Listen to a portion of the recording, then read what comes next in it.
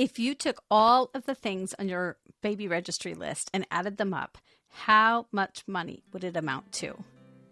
Do you have a baby registry filled with items that people in your life have told you you need? Once all of this stuff comes into your house, is your house just going to be filled with baby items for a human being that really mostly just needs to be close to their parents, to feed, to have a safe place to sleep, and to have diapers changed regularly? So if you have been obsessing over your baby registry, getting everything ready for your sprinkle or your baby shower, or just for that time when your baby comes, I have a real treat. I've invited friend, colleague, former client, founder of Empowered Birth Coaching and Registry Rehab on for the next 12 days. Her name is Lisa. She's amazing. She has lots of evidence-based information, and we're going to put our two brains together for 12 days in a row until December 24th to give you amazing information about how to best prepare for your baby and the items that you are combing through for that baby registry. And we hope to help you to recognize that what you need on your baby registry is support. What you need is to set yourself up to reach out to the people who are going to be most helpful to you once you have that baby in your arms. So welcome to the Milk Making Minutes 12 Days of Postpartum Christmas. I'm your host, Lo Nigrosh, IBCLC and Childbirth Educator, on a mission to uncover the barriers that make breastfeeding so difficult. Welcome back to the Milk Making Minutes with Lisa from Empowered Birth Coaching. Today we're going to talk about donor milk. Yay. Yeah. So before we kind of get into nitty gritty of this, do you have any experiences with donor milk, either receiving or giving? I do not have personal experience, but I will say that when I took the Be Her Village Gift Registry Expert course, this was like my favorite light bulb moment and really opened the door for me to understand that there are so many options when it comes to feeding our babies, and really added value to my business, so that when I'm either doing a gift registry consultation with a client or talking about the parenting goals or the postpartum planning with a client, I love knowing enough about this to speak confidently now so that I can help them reach goals if their goal is to feed their baby breast milk, but for whatever reason are unable to do it from their bodies. So what is it that you learned in that course that you didn't know before? I wasn't aware at how accessible donor milk could be. And I've since then kind of dove in and done some research and familiarized myself with companies like Share the Drop, which for those that are listening and maybe have never heard of this, it's a online application where you can very easily donate or receive donated milk. And it's a way to connect parents with the things that they need and are in searching for or looking to give.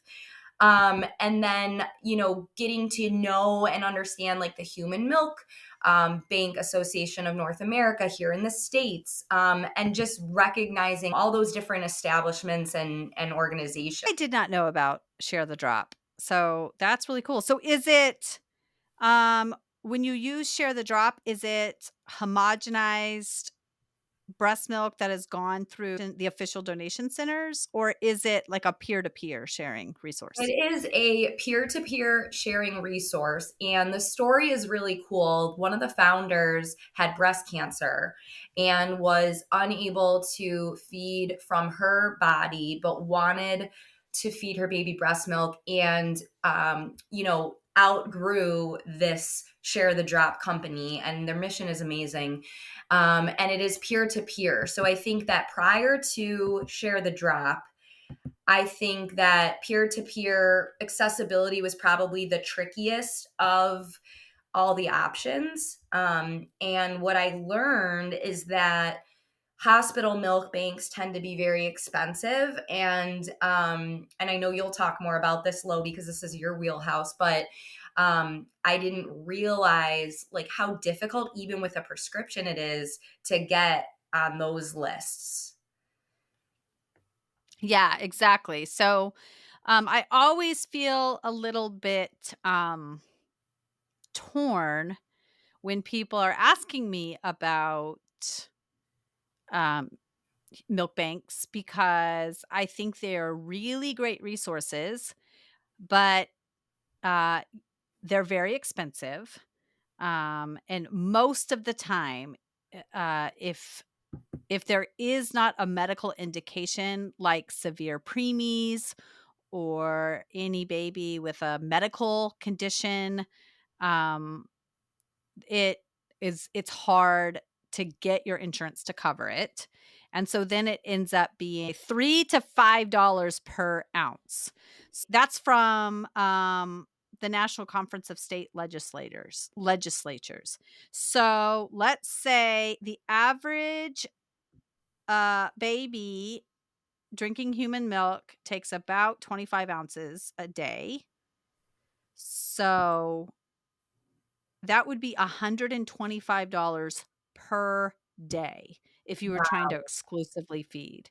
Wow. Now, many people who want human milk are, um, they're supplementing in some way. Right. So it's not going to be all of that, but who can afford that?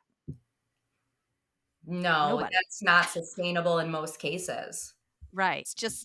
That is just not sustainable. No.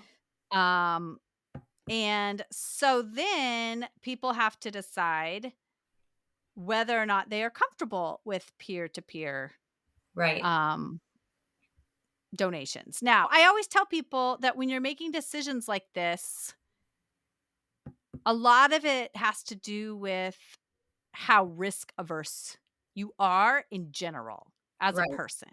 Right. So, if you're somebody who doesn't care if your kids eat off the floor, or if you don't mind going to a play group where there's kids with snotty noses, you're probably less risk averse than some other parents. Because for the vast majority of people, human milk sharing is very, very safe. There are very few contraindications for feeding human milk. The lowest level of risk is somebody that you know. So your sister, your cousin, your best friend, like you know them well. You know they're not going to lie to you about medications they're on or their disease history. It and that is how we used to feed our babies, before there were other ways of doing so when we were struggling or a parent died or um, baby couldn't feed from our bodies for some reason. And then, like you mentioned, there are other peer resources. So Share the Drop is one. Have you ever heard of like Human Milk for Human Babies? Yes. Yeah. And then what is the other one? I think the word feed is in it. Um, Um, because I know Share the Drop. Eats for Feets. Yeah, because Share the Drop modeled after those 2. They kind of, Mm-hmm. merged those 2 ideas and made it a little Mm-hmm. more accessible on an app, and, so I think that they always give homage to those applications that came first. But Mm. some of the key takeaways that I found interesting and helpful in the Be Her Village course, on the specific donor milk topic is some of the questions on deep diving the goals, the feeding goals of the parents, and it gave me the confidence to ask the right questions and help them navigate that it doesn't have to be an all or nothing. Mm. If you really, really want to feed breast milk to your baby and feeding from the body is not ideal for whatever reason or possible, it's nice to have options. And I think that the biggest takeaway today is it's not just feeding from the breast or chest or formula feeding. There are other Right. options, Mm-hmm. which is always great. and it doesn't have to be an all or nothing, it can be a combo. And some other things that I thought were helpful and useful to help parents navigate this topic is chances are, and again, it all comes down to risk reward and risk aversion for sure. Chances are, if somebody is doing a peer to peer share, they're giving milk to people in need and they're not accepting payment for it, and they have a story that goes along with it, like, I wish I had had this option and I want to help others, chances are that is coming from the right place and there's an element of trust there. I tend to question when there's a monetary exchange, where is the underlying reason for this? And to me, that seems a little less trustworthy in some cases. So, again, that's just my personal opinion. But I do believe there's something to be said about the reason behind why someone is donating the milk.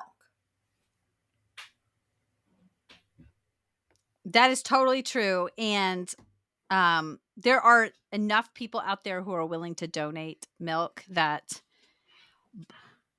buying from the milk bank is one thing because the milk is homogenized. They have employees. They have a system of shipping the milk and getting it to the right people. They have to buy all the equipment. So that's different. But buying it from an individual, yeah, to me, I feel like that's a little iffy. Right. But every person makes these decisions for themselves. I will tell before we move on from this topic, I will tell one quick anecdote, which is that when I struggled a lot feeding my son, and then it just got worse when I went back to work because I you know, 10 years ago we didn't know as much as we know about pumping and phalangizing, and I did all the things I could do to increase my supply, but I didn't quite make enough for him. So I was always really stressing out. And we did end up doing some, he got majority breast milk, but we did end up doing some amount of formula feeding. But when I was in that transition of like really freaking out about my milk supply and realizing he wasn't getting enough, I did use, I think it was Human Milk for Human Babies. I joined a Facebook group and I picked up milk from a couple of different people, I believe. But the last time I did, I drove out to this person's house to pick up the milk. And I am not a very clean person. Like, I don't know if this will go on the podcast or not, but I have not showered in days. Like, I was like, oh man, I wish I would have showered before the podcast. And my house is not immaculate. Like, but I walked into this house and it was just like Oh, disaster. She had many kids. They were yeah. all kind of sitting around on their devices. Um, Yeah, it wasn't like it was beyond. It was not beyond my level of comfortability if I were gonna like go into a client's house and help them or something. But it was beyond my level of comfortability saying, how well does she sterilize her pump parts? Mhm. Like, Yes. not that they have to be sterilized all the time, but how Right. clean of an environment is this? Because I always tell people, if you are in a pretty sterile or clean environment, a relatively clean environment, you don't need to sterilize all the time. But if you drop it on the hospital floor, or if you drop it on a bathroom floor, maybe you would want to sterilize. And so I picked up the milk because I'm there. What am I going to say? Right. Never mind. I don't need it. And then I took it back to my house and I like talked to my husband about it. I talked to a couple of friends about it. And in the end, I couldn't use it. And I felt so bad. But with these sorts of things, we kind of have to go with our gut, you know? Totally. And so if you are in a situation where you need some amount of human milk to supplement your baby and um just do a vibe check with the person that you are making these arrangements with. And most of the time it's going to work out, but sometimes it won't. And that's also okay. Yeah, I'm glad you shared that story because it is a nuanced topic, and there is no Mhm. like black and white. Oh, well, as long as you can check all these boxes, you're good to go. You have to do what feels right, and that's going to ebb and flow and change. We're just here to tell you you have options. Exactly. Yeah. All right. Well, thanks for talking to me about donor milk and for sharing some cool resources that I didn't know about. So that's really cool. Yeah, my pleasure. You may not have ever considered before whether or not donor milk was a good option for you if you need to supplement your baby. And this is going to be highly variable from person to person. So the best way to decide whether or not you want to look into human milk donation options is by preparing for the postpartum period, writing out your preferences, talking it over with your partner, figuring out what resources are in your area, and knowing when you are going to access those resources. And the best time to get this all figured out is right now, before you have your baby in your arms. Because when you're at that moment and your baby is screaming and you don't know if they've had enough milk and you're trying to figure out what to do, that's not the right time to be digging through these resources. That is going to set you up for extra stress in the postpartum period. So to decrease your stress, to decrease your anxiety, please go to my website, www.quabenbergservices.com. Sign up for my childbirth education course. It's called Childbirth Education for a Great Postpartum Period. It will be a live virtual course, 4 weeks in a row for the month of February. You'll get to meet with your partner. If you aren't able to attend live, you'll be able to access the recorded videos and the community. And by the end, you are going to feel set up for success to feel as good as possible in the postpartum period. Can't wait to meet you in the course.